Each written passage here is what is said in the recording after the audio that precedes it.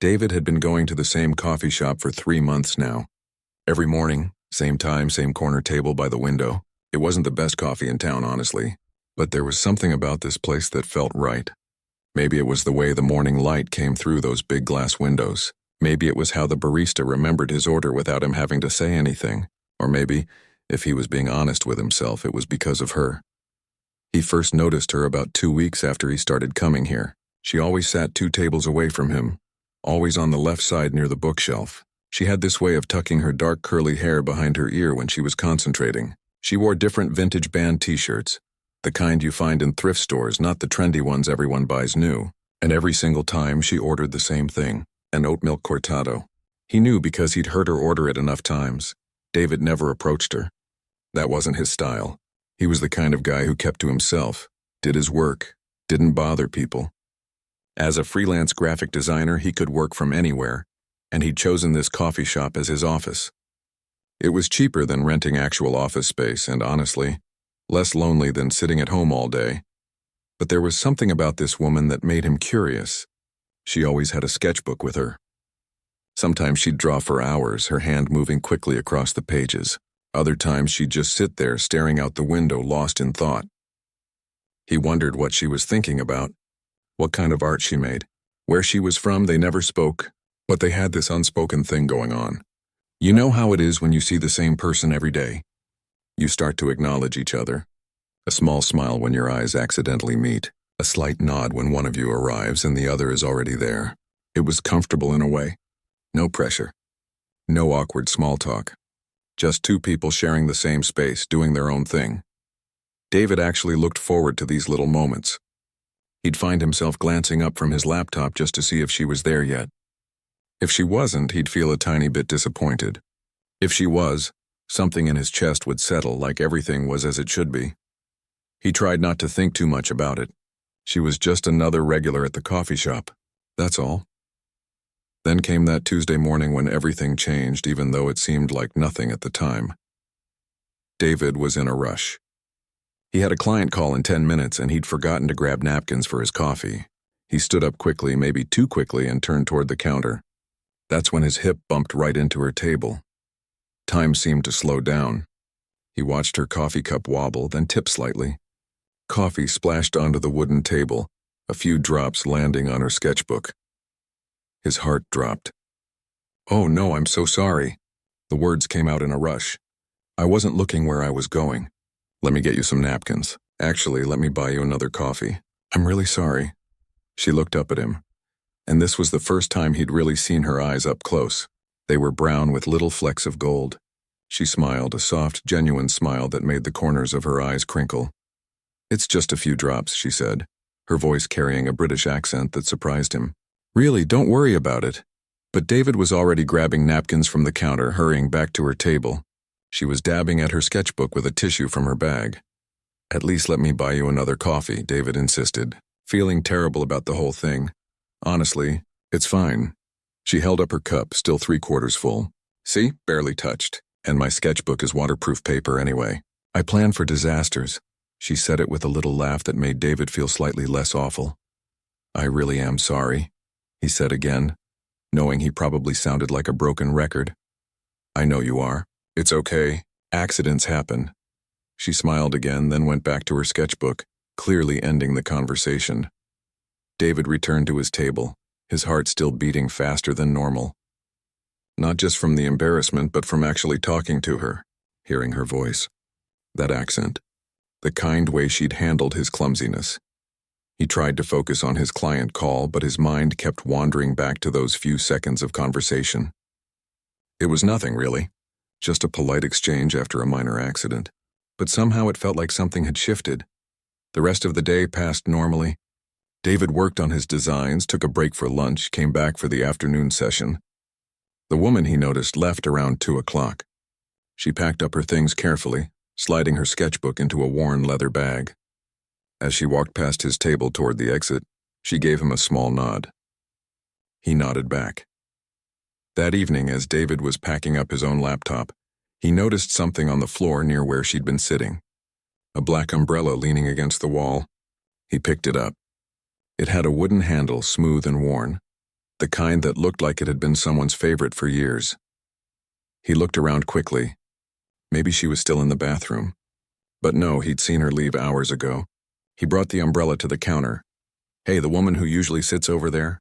David said to the barista. She left her umbrella. The barista, a college student named Jake who was always friendly, took the umbrella. "Oh yeah, I know who you mean. She'll probably be back tomorrow. I'll keep it behind the counter for her." "Thanks," David said. As he walked home that evening, the sky already dark, he felt an odd sense of disappointment. He could have kept the umbrella, brought it back himself tomorrow, had another reason to talk to her. But that would have been weird, right? You don't just take someone's stuff home with you. Still, he couldn't stop thinking about it. About her. About how she'd smiled when he apologized. About that accent. About how she'd said accidents happen. Like it was no big deal. Like she was the kind of person who didn't get upset over small things. David had been feeling stuck lately. Stuck in his routine, stuck in his work, stuck in his life. Ever since his dad died 2 years ago. Everything felt like he was just going through the motions. Wake up, work, eat, sleep, repeat. The coffee shop had become his only real constant. The only place where he felt like he was part of something, even if he was just sitting alone at a table. But this small interaction, this tiny moment of connection, made him realize how much he'd been craving something more. Not necessarily romance, though he couldn't deny there was an attraction there. Just connection. Human connection. The kind where you actually see someone and they see you back. That night, lying in bed, David wondered if she'd come back to the coffee shop. If she'd get her umbrella. If they'd talk again. Or if everything would go back to how it was before. Two strangers sharing the same space, never really connecting. He didn't know it then, but everything was about to change.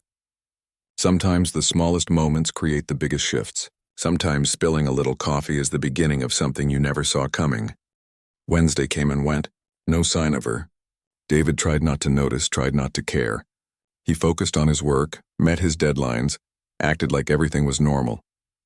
But every time the door opened, he found himself looking up, hoping. Thursday was the same.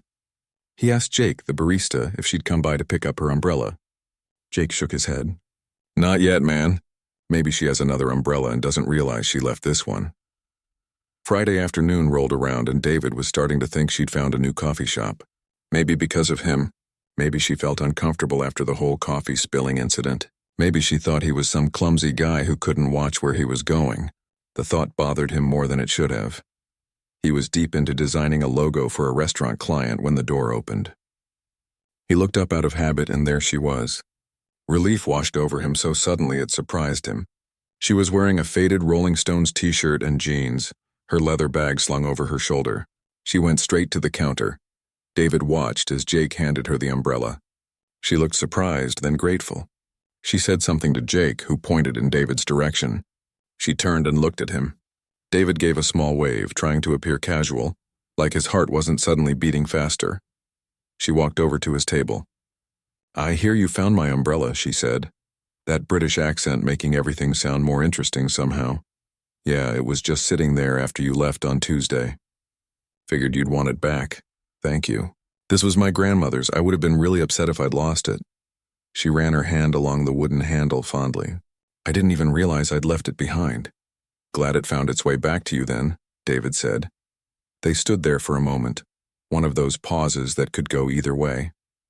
She could say thanks again and walk away, or she could stay and talk. David wanted her to stay but didn't know how to make that happen without being weird about it. "Well, thanks again," she said finally, and turned back toward her usual table.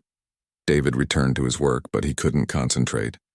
She was there, just 2 tables away, just like before, but now something felt different. They'd actually talked twice now.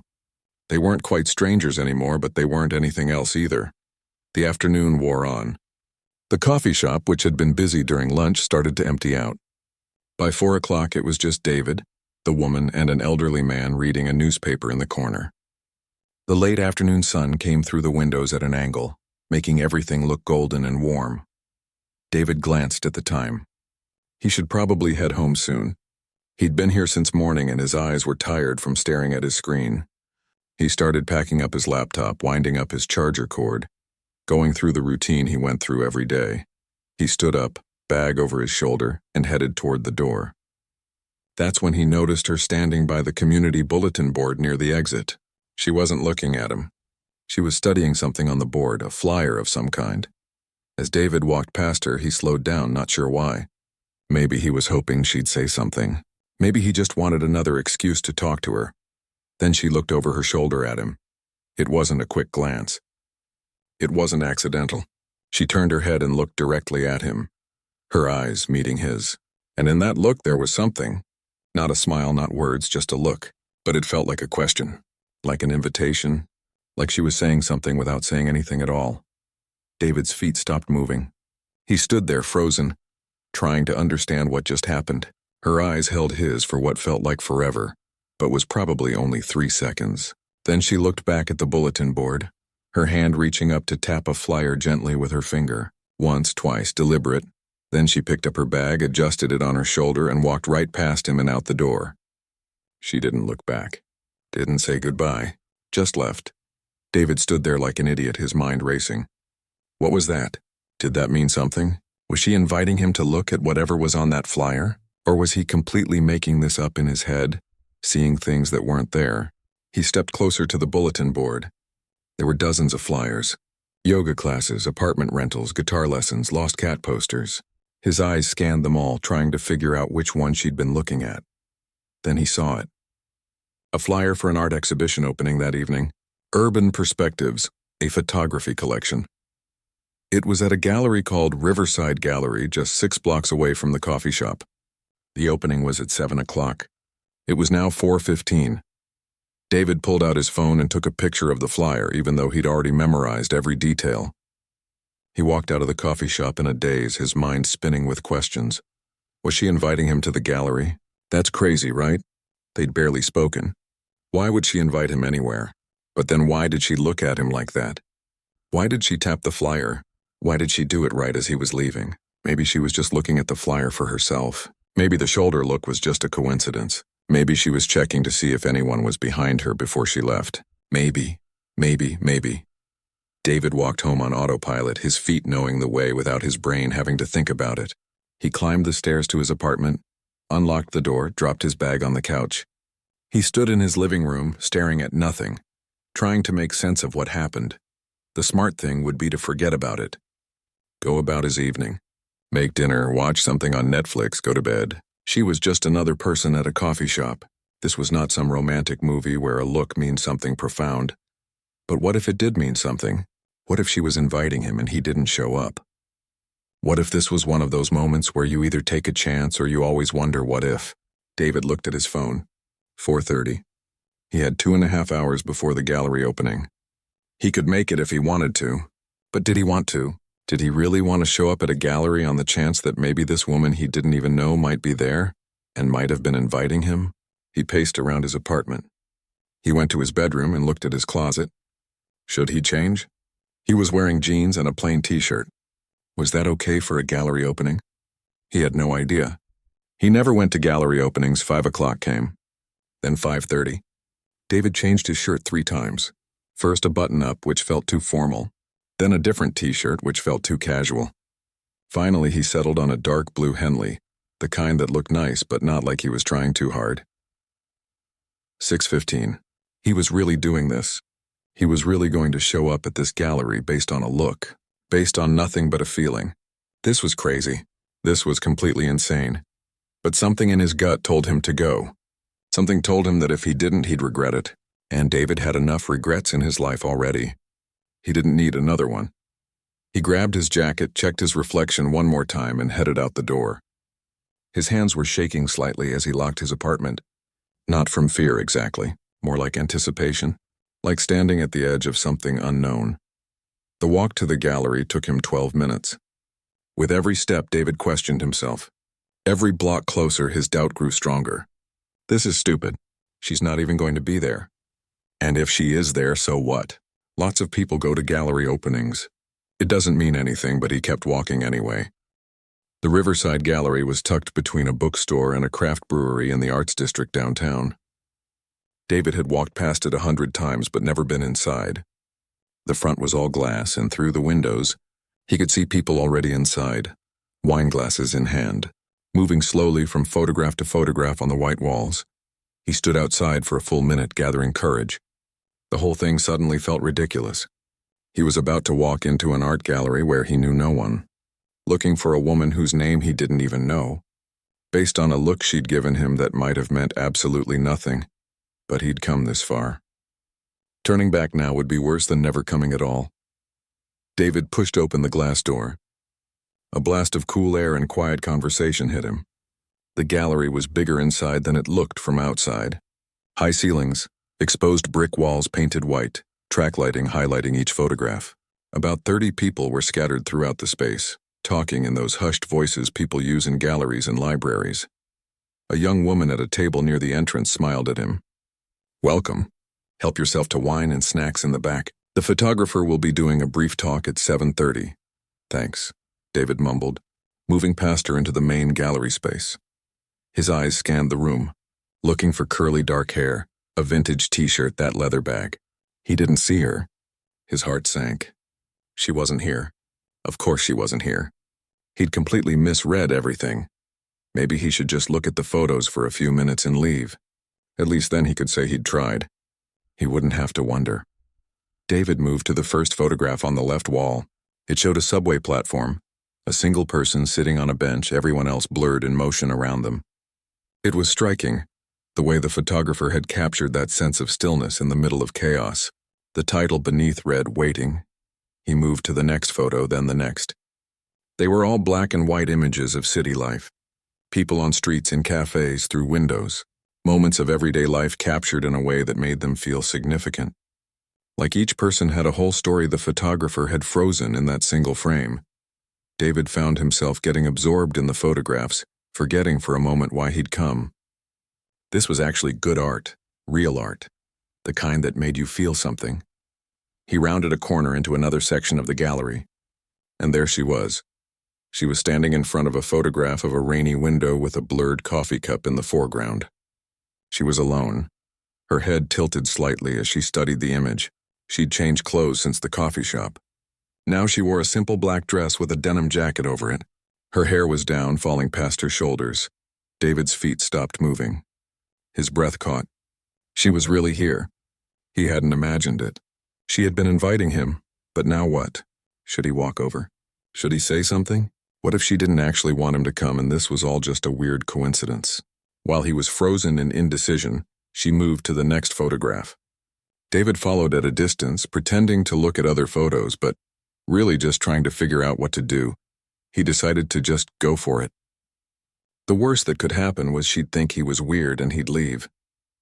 He'd already risked the embarrassment by coming here at all. David walked over and stood beside her, not too close, leaving a respectful amount of space. They both looked at the photograph in front of them. It showed two people sitting at separate tables in what looked like a cafe, both working on laptops, both unaware of the camera. The title was Parallel Lives. For a full minute, neither of them said anything. David felt like his heart was going to beat right out of his chest. Say something, he told himself, anything. But before he could, she spoke, her voice quiet. It's about the in-between moments. The things we see but don't see. The almost connections, David swallowed. Like two people who sit in the same coffee shop for months and never talk. She turned her head to look at him then, and a real smile broke across her face. Not the polite smile from before. A genuine, warm, surprised smile that reached her eyes. Exactly like that. The tension in David's chest released. She wasn't weirded out. She was happy he was here. "I'm David," he said, figuring it was time they actually knew each other's names. "Maya," she replied. "Maya Patel." They shook hands, which felt oddly formal given the circumstances, and both of them laughed a little at the formality of it. "So," David said, "did you invite me here today? Or am I completely making that up?" Maya bit her lip, looking almost shy. "I invited you. I wasn't sure you'd come. I wasn't sure if that's what you were doing. I stood in my apartment for 2 hours trying to decide if I was crazy or not." "You're not crazy," Maya said softly. "I've been wanting to talk to you for weeks, but I'm not good at that kind of thing. Starting conversations with strangers. I'm better at silence, and me too," David admitted. I kept thinking I should say something to you at the coffee shop, but I never knew how to start. I know. I could tell. Maya smiled. That's why I liked you. You never forced it. You never did that thing where guys try to strike up conversation when you clearly just want to be left alone. You just let me be. I didn't want to bother you, David said. You weren't bothering me by being there. It was nice, actually. Having someone else who understood that sometimes you just want to sit quietly and work. My friends back home never got that. They always thought something was wrong if I wasn't talking. Back home? David asked. London. I moved here 8 months ago for work. I'm a textile designer. I work for a fashion company downtown. They fell into conversation easily after that, moving through the gallery together, stopping at each photograph, sometimes talking about the art, sometimes talking about themselves. Maya told him about growing up in London, about studying design, about taking the job here even though it meant leaving everything familiar behind. She told him about how hard it had been to make new friends in a new city, how she was naturally quiet, and that seemed to make people uncomfortable. David told her about his work as a graphic designer, about losing his dad 2 years ago, about how he'd been drifting since then, not really engaged with life, just going through the motions. He told her about finding the coffee shop, how it had become his anchor, the one place where he felt grounded. I noticed you the first week I started going there, Maya admitted. You had this way of being completely absorbed in your work. Like nothing else existed. I found it calming somehow. I noticed you too, David said. Your sketchbook. I always wondered what you were drawing. Mostly textile patterns. Sometimes just doodles. Sometimes I sketch people without them knowing. Have you sketched me? Maya's cheeks turned slightly pink. Maybe once or twice. They spent the next 2 hours at the gallery, long after most of the other visitors had left. They looked at every single photograph, read every title card, talked about what they saw and what they felt. The photographer gave his talk and they stood in the back listening, then stayed even after that, not wanting the evening to end. Finally, around 9:30, a gallery employee politely mentioned they were closing soon. David and Maya walked out into the cool night air. Thank you for coming, Maya said. I took a big risk today. Bigger than you probably realize. I'm not usually brave like that. Thank you for inviting me, David replied. Even if it was the most subtle invitation in the history of invitations, Maya laughed. I thought about just asking you directly at the coffee shop, but that felt too scary. This way, if you didn't show up, I could tell myself you just didn't see the flyer or weren't interested in photography. But I did show up, David said. You did.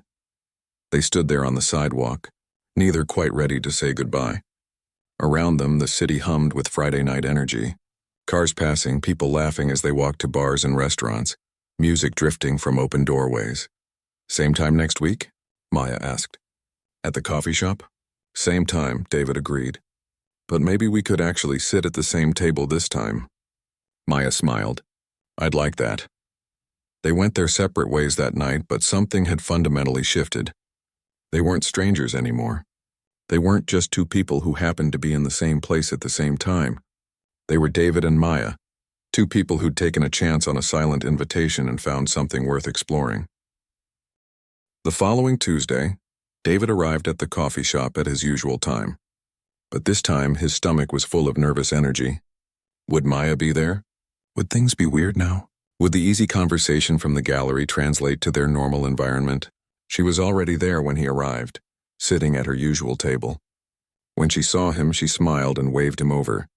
David felt relief flood through him. Mind if I join you? He asked, even though she'd clearly invited him. That's kind of the whole point, Maya said, gesturing to the chair across from her. Jake brought over David's usual coffee without him having to order. Finally talking to each other, huh? He said with a grin. About time. I was starting to think you two were in some kind of silent competition. After Jake left, David and Maya looked at each other and laughed. Were we that obvious? Maya asked. Apparently, David said. They settled into a comfortable rhythm that day. Sometimes they talked, sharing stories about their work, their lives, the random thoughts that popped into their heads. Sometimes they worked in silence, each focused on their own projects but aware of the other's presence in a way that felt comforting rather than distracting.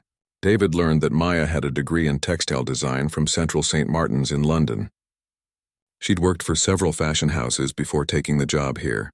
She loved her work but found the corporate side exhausting. All the meetings, all the need to constantly network and socialize. She was good at the creative part, but the rest wore her down. Maya learned that David had studied graphic design, but dropped out in his final year when his mom got sick. He taught himself the rest through online courses and just doing the work. His dad had been a carpenter, made furniture by hand. David had inherited his father's attention to detail, but applied it to digital work instead of wood. "Do you miss him?" Maya asked one afternoon, her voice gentle. David was quiet for a moment. "Every day, but it's different now. The first year the missing was this sharp, constant pain. Now it's more like a dull ache that's always there in the background, like I've learned to live with it." "My grandfather died when I was 15, Maya said.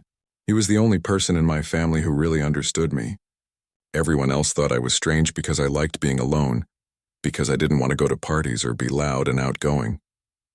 But he got it. He was quiet too. We'd sit in his garden for hours and barely say anything, and it was perfect." "That's what this is like," David said, gesturing between them. "I don't feel like I have to perform or be someone I'm not." "Exactly," Maya said softly. Their pattern became Tuesday and Friday afternoons at the coffee shop. Sometimes they'd meet on weekends too, exploring the city together. They visited a botanical garden where Maya took photos of flowers for pattern inspiration. They went to a revival cinema and watched old Hitchcock films. They walked along the river, talking about everything and nothing. But there was something neither of them talked about directly. A tension that hummed beneath their friendship. The way David's hand would brush Maya's accidentally and they'd both feel it. The way Maya would lean close to show David something on her sketchbook, and he'd catch the scent of her perfume, something light and floral. The way they'd hug goodbye and hold on just a moment longer than friends typically do. David knew he was falling for her. Maybe he'd been falling for her since that first day he noticed her in the coffee shop. But he didn't know how to bring it up without risking everything. What if she just wanted to be friends? What if he said something and made it weird, and she stopped coming to the coffee shop altogether? Maya was dealing with her own internal struggle. She'd left London partly to escape a relationship that had left her feeling small and wrong. Her ex, Daniel, had constantly pushed her to be more social, more outgoing, more like him. He'd made her feel like her quietness was a flaw that needed fixing. Being with David felt different, easy, right. But the thought of being in a relationship again terrified her. What if she gave herself to someone again and ended up hurt? 6 weeks into their friendship, Maya started to notice David looking at her differently. Little glances when he thought she wasn't paying attention. The way his eyes would linger on her face when she was talking. The way he'd find excuses to be close to her. She noticed because she was doing the same thing. One Friday afternoon, Maya didn't show up at the coffee shop. David waited for 30 minutes, then an hour, then 2 hours. He told himself there could be 100 reasons. Maybe she was sick. Maybe she had a work deadline. Maybe she'd just forgotten. But a small voice in his head whispered darker possibilities. Maybe she'd realized he had feelings for her and decided to distance herself. Maybe she'd met someone else. Maybe their friendship had run its course. David finally left the coffee shop around 5 o'clock, feeling hollow. He realized, walking home, that he had no way to contact her. They'd been spending time together for weeks and had never exchanged phone numbers. It seemed silly now. What kind of friends don't have each other's numbers? But maybe that was the problem. Maybe they weren't really friends. Maybe they were something else, something undefined, something that existed only in coffee shops and art galleries and afternoon walks. Tuesday came. David went to the coffee shop hoping Maya would be there. She wasn't. He sat at the table they'd been sharing, but it felt wrong sitting there alone. The chair across from him stayed empty. He tried to work but couldn't focus. Every time the door opened, he looked up hopefully. Jake noticed. "Your friend not coming today?" "Guess not," David said, trying to sound casual. "You okay, man? You look kind of rough." "Yeah, fine. Just tired." But he wasn't fine. He was worried. And hurt and confused. Had he done something wrong? Had he pushed too hard, been too obvious about his feelings? Or had he not been clear enough? And Maya had just assumed they were casual friends who could drop in and out of each other's lives whenever. David went home that evening feeling worse than he had in a long time. The loneliness he'd been keeping at bay with Maya's companionship came rushing back, stronger than before. It was worse now because he knew what he was missing. He knew what it felt like to connect with someone, really connect, and now that connection was gone and he didn't even know why. Friday came again. David almost didn't go to the coffee shop. What was the point? But habit pulled him there, and maybe a small thread of hope that refused to die. Maya wasn't there. David ordered his coffee and sat down at his old table, the one he'd used before Maya invited him to sit with her. It felt like going backward, like the last 6 weeks had been erased. He was packing up to leave around 4 o'clock when Jake called out to him. "Hey, David." "Almost forgot. Someone left this for you." Jake handed him a napkin. On it, written in neat handwriting, was a message. Studio 304, Warehouse District. "Come when you're ready." David's heart started pounding. He read the note 3 times, making sure he understood it correctly. She wasn't avoiding him. She was inviting him somewhere. Again, with the invitations that required him to take a leap of faith. He pulled out his phone and searched for the Warehouse District. It was a converted industrial area on the east side of the city, about 20 minutes away by subway. Artists had studios there, along with small galleries and workshops. David didn't go home first, didn't stop to think or second guess. He just went. He'd learned his lesson from the gallery. When Maya extended an invitation, you took it. The warehouse building was old brick, 5 stories tall with big industrial windows. Inside, the lobby was bare concrete with a directory on the wall. He found it. Maya Patel, Studio 304, 3rd floor. He took the stairs, his footsteps echoing in the stairwell. The 3rd floor hallway smelled like paint and wood and creativity. Studio doors lined both sides, some with names, some with just numbers. He found 304. The door was frosted glass with Maya's name painted on it in simple black letters. David knocked, not sure what to expect on the other side. Part 5. The Look Back. 1,300 words. Maya opened the door, and David saw immediately that something was wrong. Her eyes were red like she'd been crying. She was wearing paint-stained jeans and an oversized sweater, her hair pulled back in a messy bun. Behind her, he could see the studio, bright and full of color. Fabrics hung from the walls and ceiling, patterns everywhere, a rainbow of textures and designs. "Hi," she said quietly. "Hi," David replied, suddenly unsure. "Your note said to come." "Is this okay? Is this a bad time?" "No, it's a good time. Come in." She stepped back, holding the door open wider. David entered the studio. It was amazing.